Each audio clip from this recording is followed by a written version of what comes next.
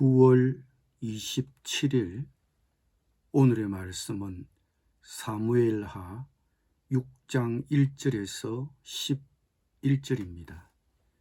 다윗이 이스라엘에서 뽑은 무리 3만 명을 다시 모으고 다윗이 일어나 자기와 함께 있는 모든 사람과 더불어 바알레 유다로 가서 거기서 하나님의 궤를 메어 오려 하니 그 궤는 그룹들 사이에 자정하신 만군의 여호와의 이름으로 불리는 것이라.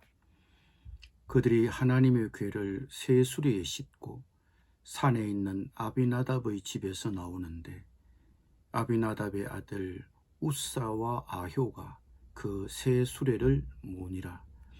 그들이 산에 있는 아비나답의 집에서 하나님의 궤를 싣고 나올 때에 아효는 궤 앞에서 가고 다윗과 이스라엘 온 족속은 잣나무로 만든 여러 가지 악기와 수금과 비파와 소고와 양금과 제금으로 여호와 앞에서 연주하더라. 그들이 나군의 타작마당에 이르러서는 소들이 뛰므로 우사가 손을 들어 하나님의 궤를 붙들었더니 여호와 하나님이 우사가 잘못함으로 말미암아 진노하사 그를 그곳에서 치시니 그가 거기 하나님의 궤 곁에서 죽으니라. 여호와께서 우사를 치심으로 다윗이 분하여 그곳을 베레스 우사라 부르니 그 이름이 오늘까지 이르니라. 다윗이 그날에 여호와를 두려워하여 이르되 여호와의 궤가 어찌 내게로 오리요 하고 다윗이 여호와의 궤를 옮겨 다윗성 자기에게로 메어 가기를 절개하지 아니하고 가드 사람 오벳 에돔의 집으로 메어 간지라. 여호와의 궤가 가드 사람 오벳 에돔의 집에서 석 달을 있었는데 여호와께서 오벳 에돔과 그의 온 집에 복을 주시니라. 아멘.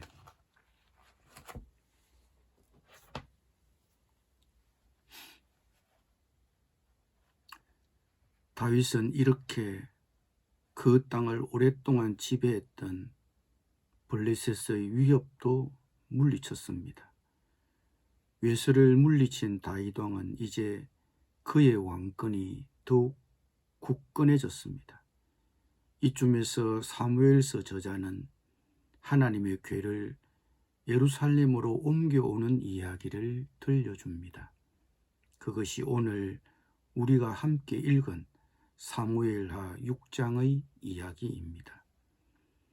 하나님의 궤는 예로부터 하나님의 임재를 상징합니다. 그 하나님의 궤가 만들어진 것은 BC 1445년 이스라엘 백성들이 노예 생활을 하던 이집트를 떠나 가나안으로 향할 때 광야에서 만들어졌습니다. 그리고 그 속에는 세 가지가 들어 있습니다. 십계명이 기록된 두 돌판, 아론의 싹이 난 지팡이, 그리고 만나를 담은 항아리입니다. 이 궤의 크기는 미터법으로 환산하면 가로 1m 30, 세로 70, 높이 1m 30.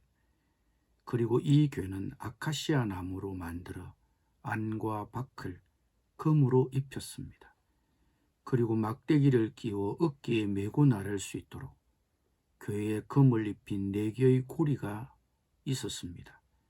그리고 궤 덮개 위에는 천사 모양의 두 그룹이 날개를 펴고 그 덮개를 덮는 모양을 하고 있습니다.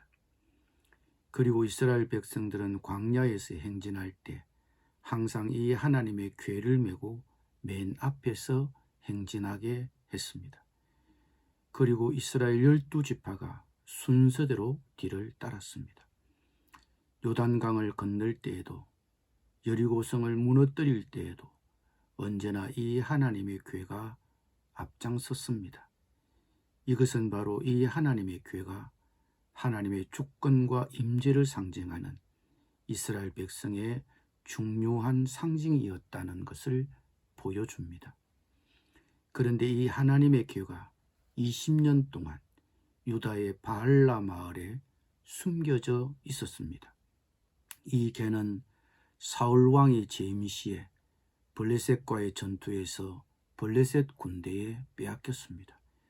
그런데 이 하나님의 개가 블레셋에 빼앗겨간 후로 블레셋 사람들에게 재앙을 가져왔습니다. 이에 놀란 블레셋 사람들이 이 궤를 가까운 국경 지방의 이스라엘 마을로 가져다 놓았는데 그때부터 지금까지 20년 동안 이스라엘 백성의 기억 속에서 지워져 있었던 것입니다. 이에 다윗 왕은 이 하나님의 궤를 모셔와 예루살렘 성에 모시기로 결정한 것입니다. 그럼 다윗 왕이 왜 이런 결정을 하게 되었을까요? 다윗이 이런 결정을 하게 된 배경에는 정치적인 고려도 있었겠지만 가장 핵심적인 것은 하나님의 주권에 대한 다윗의 고백입니다. 예루살렘의 도읍을 정한 신생왕국 통일 이스라엘의 왕은 다윗 자신이 아니다. 자신이 왕이긴 하지만 하나님이 우리의 진정한 왕이시다. 하나님이 이 나라를 다스리신다.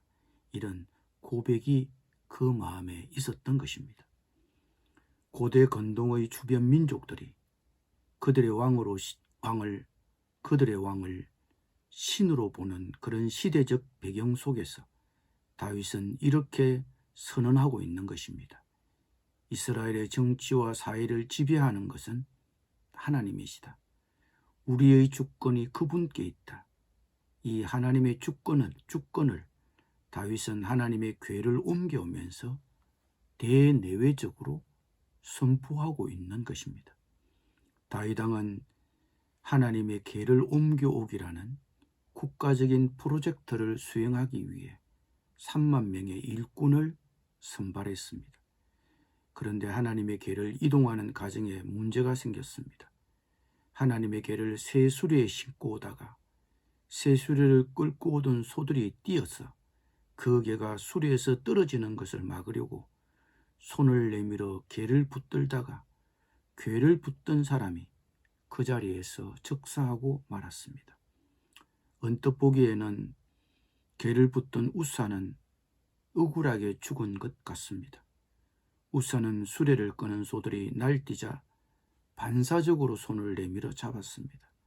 그 개가 수레에서 미끄러지지 않도록 한 것입니다. 극히 돌발적인 행동이었습니다. 그런데 죽음이라는 예상하지 못하는 결과를 가져왔습니다. 그러나 조금 더 자세히 들여다보면 뭔가 문제가 있습니다. 그 실마리는 3절에 있습니다. 개를 다루는 법에 의하면 개를 운반할 때는 손을 대면 안 됩니다. 그리고 개에 붙어 있는 4개의 고리에 막대기를 끼운 후에 그 채를 어깨에 메고 신중하게 옮겨야 합니다. 그런데 우사와 아효가 이 법을 어긴 것입니다. 하나님의 궤를 어깨에 메어 운반하지 않고 수레로 이동하려고 했습니다. 물론 수레로 옮기니 노동력도 아낄 수 있고 분명 더 효율적인 것은 맞습니다. 그리고 수레도 새로 준비한 새 수레였습니다. 그러나 오늘 본문이 우리에게 말하고 싶은 교훈이 무엇입니까? 결과보다 과정이 중요하다는 것입니다. 우리 속담 중에 뭐로 가도 서울만 가면 된다는 말이 있습니다. 이 말은 수단이나 방법은 어찌되었든 간에 목적만 이루면 된다는 말로 해석됩니다. 그러나 우리가 쉽게 생각해서 어떤 방법이든 목표만 이루면 된다라고 생각하는 것은 참 곤란합니다. 세술의 편의성, 효율성 다 좋습니다. 그러나 하나님은 하나님의 말씀대로 하기를 원하십니다. 결과에만 집착하지 말고 시간이 걸리더라도 하나님의 말씀대로 따라야 합니다. 우스와 아유의 하나님의 교회에 대한 이런 태도나 자세는 평소에 그의 하나님께 대한 태도의 연장선상에서 바라볼 수 있습니다. 하나님에 대한 안이한 태도와 습관은 죽음이라는 결과를 가져왔다는 것입니다. 이건 역시 우리에게 경고가 되었으면 합니다. 갑작스런 사태 앞에 다윗 왕은 당황스럽고 너무 속상했고 분했습니다. 국가적 대사가 이 모양이 되었으니 마음이 상했을 것입니다. 그러나 다윗의 마음에는 분통과 함께 두려움도 동시에 찾아왔습니다. 다윗은 이 프로젝트를 계속 추진시키는 것이 두려워서 행사를 중지시키고 하나님의 궤를 가드 사람 오벳 에돔의 집에 맡겼습니다. 여기서 가드 사람이란 가드 출신, 즉 블레셋 사람을 말합니다. 이스라엘 사람이 아닌데 이 집에 맡긴 것입니다. 그런데 하나님이 그 집에 복을 주셨습니다. 기도드리겠습니다. 말씀대로 하기를 원하시는 주님, 우리가 결과에만 집착하지 말고 시간이 걸리더라도 하나님의 말씀대로 하게 따르게 하여 주옵소서. 예수님의 이름으로 기도드립니다. 아멘.